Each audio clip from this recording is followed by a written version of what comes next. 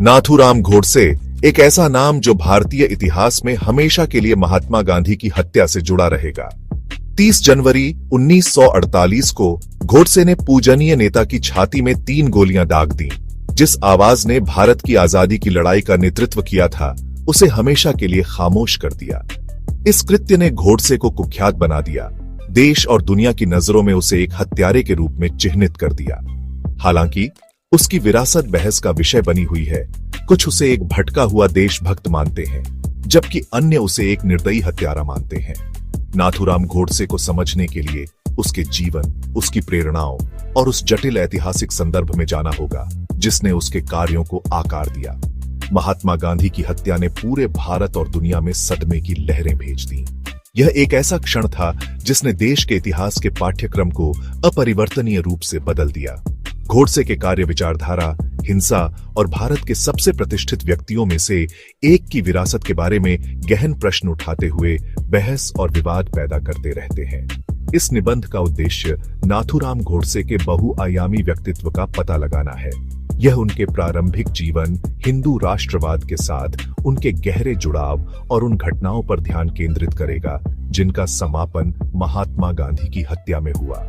गोडसे के औचित्य, उसके कार्यों के पक्ष और विपक्ष में तर्कों और उसके बाद की कानूनी कार्यवाही की जांच करके यह निबंध इस जटिल ऐतिहासिक व्यक्ति का संतुलित दृष्टिकोण प्रस्तुत करना चाहता है।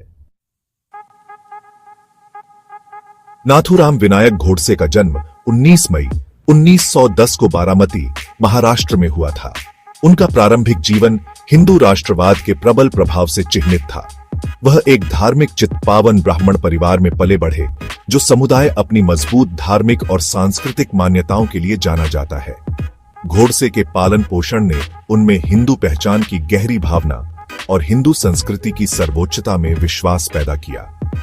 वह हिंदू महासभा के कट्टर अनुयायी बन गए, जो एक दक्षिणपंथी हिंदू राष्ट्रवादी संगठन था जिसने हिंदू हितों की वकालत की और भारतीय राष्ट्रीय कांग्रेस द्वारा मुस्लिम तुष्टीकरण के रूप में जो माना जाता था, उसका विरोध किया।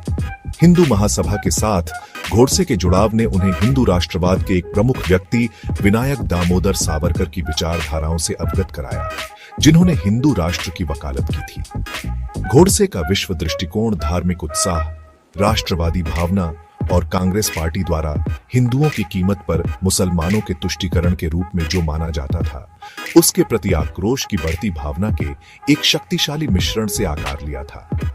हिंदू महासभा की बयानबाजी से पोषित इन मान्यताओं ने उनके कट्टरपंथीकरण और अंततः महात्मा गांधी के खिलाफ उनकी हिंसा के लिए आधार तैयार किया। 30 जनवरी 1948 की भयावह दोपहर में महात्मा गांधी की नई दिल्ली के बिड़ला हाउस में नाथूराम गोडसे ने हत्या कर दी थी। शांति और अहिंसा के दूत गांधी अपनी दैनिक प्रार्थना सभा में जा रहे थे, तभी गोडसे उनके पास आया और नजदीक से 3 गोलियां चला दी। गांधी तुरंत गिर पड़े। उनके अंतिम शब्द, हे राम, उस सदमे और अविश्वास को प्रतिध्वनित करते हैं जिसने देश को जकड़ लिया था। इस हत्या ने पूरे भारत और दुनिया में सदमे की लहरें भेज दी। अहिंसक प्रतिरोध के माध्यम से भारत को स्वतंत्रता दिलाने वाले व्यक्ति की हत्या एक हत्यारे ने कर दी थी। राष्ट्र शोक में डूब गया। राष्ट्रपिता के जीवन को बुझाने वाले हिंसा के इस बेहुदा कृत्य पर दुख और भय से एकजुट हो गया। गोडसे के हिंसा के कृत्य ने भारतीय इतिहास में एक महत्वपूर्ण मोड़ ला दिया। इसने भारत और पाकिस्तान के विभाजन के बाद की नाजुक शांति को चकनाचूर कर दिया और नव स्वतंत्र राष्ट्र पर एक लंबी छाया डाल दी। लाखों लोगों द्वारा पूजनीय गांधी की हत्या भारत के स्वतंत्रता के बाद के इतिहास की सबसे महत्वपूर्ण घटनाओं में से एक है। महात्मा गांधी की हत्या के लिए नाथूराम गोडसे का औचित्य उनके इस गहरे विश्वास में निहित था कि गांधी की नीतियां हिंदुओं के हितों के लिए हानिकारक थीं और उन्होंने भारत के विभाजन का मार्ग प्रशस्त किया था। गोडसे ने गांधी के अहिंसा के दर्शन का कड़ा विरोध किया, यह तर्क देते हुए कि इससे हिंदू आक्रमण के प्रति संवेदनशील हो गए और उनकी कीमत पर मुसलमानों को खुश किया गया। गोडसे के तर्क के केंद्र में उनका यह दृढ़ विश्वास था कि गांधी ने भारत के विभाजन और पाकिस्तान के निर्माण के लिए सहमत होकर हिंदुओं के साथ विश्वासघात किया था। उसने गांधी पर मुस्लिम मांगों के प्रति अत्यधिक मिलनसार होने का आरोप लगाया और दावा किया कि उसकी नीतियों ने भारत को कमजोर कर दिया है और उसके दुश्मनों को उत्साहित किया है। गोडसे ने आगे तर्क दिया कि अहिंसा पर गांधी के आग्रह ने हिंदुओं को कमजोर बना दिया है, जिससे वे मुस्लिम आक्रमण के रूप में जो मानते थे उसके खिलाफ खुद का बचाव करने में असमर्थ हो गए। उनका मानना था कि एक मजबूत हिंदू राष्ट्र केवल सैन्य ताकत और मुखरता की नींव पर ही बनाया जा सकता है, न कि गांधी के शांतिवादी सिद्धांतों पर। भाग 5, गोडसे के दृष्टिकोण के समर्थन में तर्क। जबकि नाथूराम गोडसे के कार्यों की व्यापक रूप से निंदा की जाती है, कुछ तर्क उनके दृष्टिकोण के लिए संदर्भ प्रदान करने का प्रयास करते हैं, भले ही वे उसकी हिंसा को सही न ठहराते हों। ये तर्क अक्सर भारतीय उपमहाद्वीप के विभाजन के अशांत ऐतिहासिक संदर्भ और इसके साथ हुई हिंसा से उपजते हैं। इस दृष्टिकोण के समर्थकों का तर्क है कि विभाजन के दौरान हिंदुओं की दुर्दशा, विशेष रूप से बड़े पैमाने पर विस्थापन और उनके सामने आई हिंसा के बारे में गोडसे की गहरी चिंताओं पर उनकी प्रेरणाओं को समझने में विचार किया जाना चाहिए। वे इस अवधि के दौरान हिंदुओं द्वारा सहे गए हिंसा और पीड़ा की भयावह कहानियों पर प्रकाश डालते हैं, यह तर्क देते हुए कि गोडसे ने सही या गलत गांधी की नीतियों को इस त्रासदी में योगदान देने वाला माना। वे आगे तर्क करते हैं कि हिंदू एकता में गोडसे का विश्वास और मुस्लिम वर्चस्व का उनका डर, हालांकि अतिवादी था, उस समय देश में व्याप्त सांप्रदायिक तनाव और हिंसा को देखते हुए पूरी तरह से निराधार नहीं था। हालांकि इस बात पर जोर देना महत्वपूर्ण है कि जबकि ये तर्क गोडसे की मानसिकता की झलक पेश कर सकते हैं, वे उसकी हत्या के कृत्य को सही नहीं ठहराते हैं।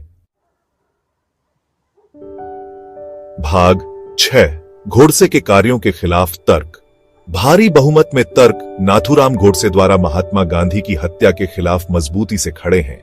इसकी निंदा हिंसा के एक जघन्य कृत्य के रूप में करते हैं, जिसने शांति, सहिष्णुता और अहिंसा के उन सिद्धांतों का खंडन किया जिनका गांधी ने पालन किया था। गोडसे के आलोचकों का तर्क है कि उसकी हिंसा का कृत्य न केवल नैतिक रूप से निंदनीय था, बल्कि रणनीतिक रूप से प्रतिकूल भी था। वे इस बात पर जोर देते हैं कि गांधी का अहिंसा का दर्शन कमजोरी की निशानी नहीं था, बल्कि प्रतिरोध का एक शक्तिशाली साधन था, जिसने भारतीयों को ब्रिटिश शासन के खिलाफ एकजुट किया था।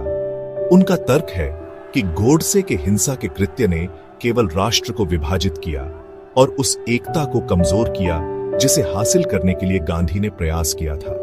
इसके अलावा उनका तर्क है कि गांधी को हिंदू विरोधी के रूप में गोडसे का चित्रण उनकी विचारधारा का घोर गलत चित्रण है। उनका तर्क है कि गांधी हिंदू मुस्लिम एकता में दृढ़ विश्वास रखते थे और भारत को सभी धर्मों के लोगों के लिए एक राष्ट्र के रूप में देखते थे। वे इस बात पर जोर देते हैं कि गोडसे का हिंसा का कृत्य गांधी की विरासत के साथ विश्वासघात और शांति और अहिंसा के आदर्शों के लिए एक दुखद झटका था, जिसका उन्होंने प्रतिनिधित्व किया था। भाग 7, मुकदमा और फैसला। महात्मा गांधी की हत्या के बाद नाथूराम गोडसे और उसके सह षड्यंत्रकारियों को गिरफ्तार कर लिया गया और मुकदमा चलाया गया। मई 1948 में शुरू हुआ। यह मुकदमा भारतीय कानूनी इतिहास की एक महत्वपूर्ण घटना थी, जिसने पूरे देश का ध्यान खींचा। मुकदमे के दौरान खुद का प्रतिनिधित्व करते हुए गोडसे ने अपने कार्यों का बचाव करते हुए लंबे भाषण दिए। उसने अपनी इस धारणा को दोहराया कि गांधी की नीतियां भारत के लिए हानिकारक थीं और तर्क दिया कि उसकी हत्या एक देशभक्तिपूर्ण कार्य था, जिसका उद्देश्य राष्ट्र को और विघटन से बचाना था। हालांकि अभियोजन पक्ष ने एक ठोस मामला पेश किया, जिसमें तर्क दिया गया कि गोडसे के कार्य पूर्व नियोजित थे और एक घृणित विचारधारा से प्रेरित थे। उन्होंने उग्रवादी संगठनों में गोडसे की संलिप्तता और गांधी के प्रति उसकी गहरी घृणा के सबूत पेश किए। 8 नवंबर 1949 को अदालत ने गोडसे और उसके सह षड्यंत्रकारी नारायण आप्टे को गांधी की हत्या का दोषी पाया। उन्हें मौत की सजा सुनाई गई थी। गोडसे की दया याचिका खारिज कर दी गई और 15 नवंबर 1949 को अंबाला जेल में उसे फांसी दे दी गई।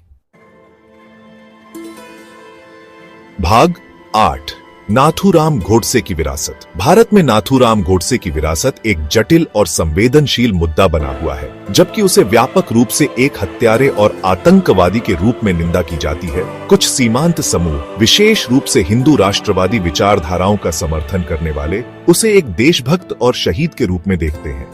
गोडसे की विरासत कुछ दक्षिणपंथी समूहों द्वारा पुनर्वास के प्रयासों के अधीन रही है, जो उसे अपने देश के प्रति प्रेम से प्रेरित एक गलत समझे गए राष्ट्रवादी के रूप में चित्रित करना चाहते हैं। वे अक्सर उसकी हिंसा के कृत्य का महिमा मंडन करते हैं, उसे एक नायक के रूप में चित्रित करते हैं जिसने हिंदू धर्म के लिए खुद को बलिदान कर दिया।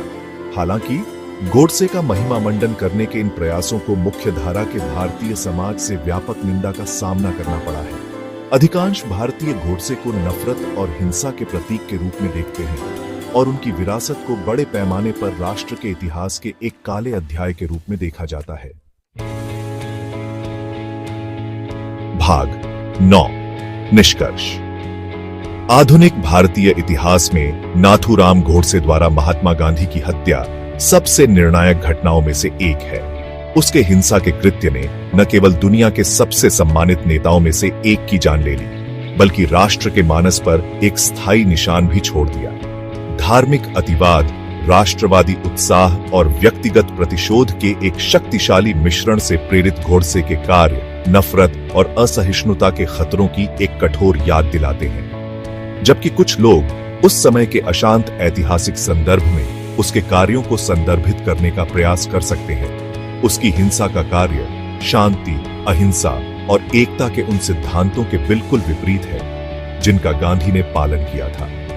गोडसे की विरासत भारत में बहस और विवाद पैदा करती रहती है। कुछ उसकी छवि को सुधारने की कोशिश कर रहे हैं, जबकि अन्य उसे हत्यारे और आतंकवादी के रूप में निंदा करते हैं। हालांकि उसकी कहानी एक सतर्क कहानी के रूप में कार्य करती है, जो हमें शांति की नाजुकता और सहिष्णुता, करुणा और अहिंसा के मूल्यों को बनाए रखने के